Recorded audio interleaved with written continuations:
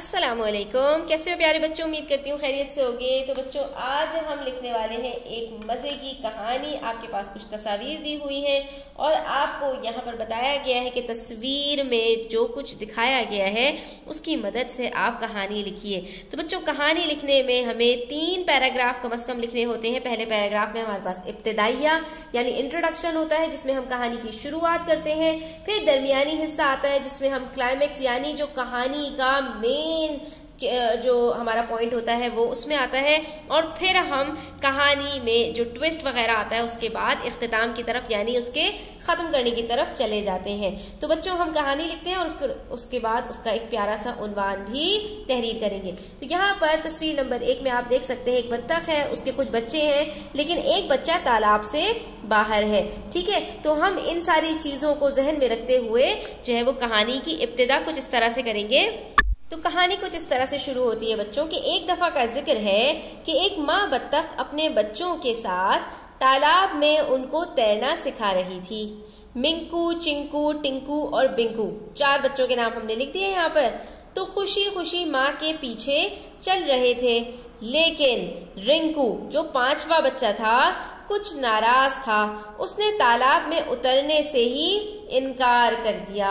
तो बच्चों जब उसने तालाब में उतरने से इनकार कर दिया तो हम देख सकते हैं अगली तस्वीर में क्या हुआ कि हमें ऊपर से एक चील नजर दिखाई दे रही है कि चील जो है वो नीचे की तरफ इस बच्चे के ऊपर झपट्टा मारने के लिए आ रही है।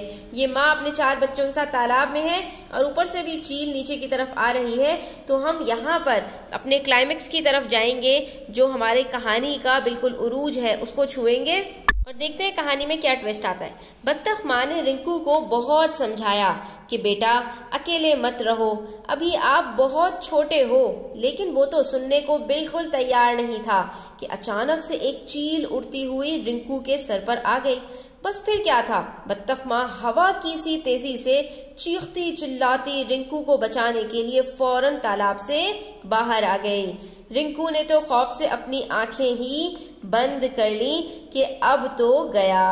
ठीक है बच्चों, ये हम चले गए कहानी के जो है वो बिल्कुल पीक पर। अब आ जाएगी इख्तिताम यानी अंजाम की तरफ कि आखिर में कहानी में क्या हुआ। तो तस्वीर में हम देख सकते हैं कि माँ ने बच्चे को एक तरफ करके बचा लिया और चील दोबारा से हवा में उड़कर चली गई। तो फिर बस ये देखकर चील दुम दबाकर उड़ गई और रिंकू महफूज रहा। माँ ने उसको परों में दबाया, प्यार से समझाया तो वो फौरन माँ के साथ पानी में उतर गया।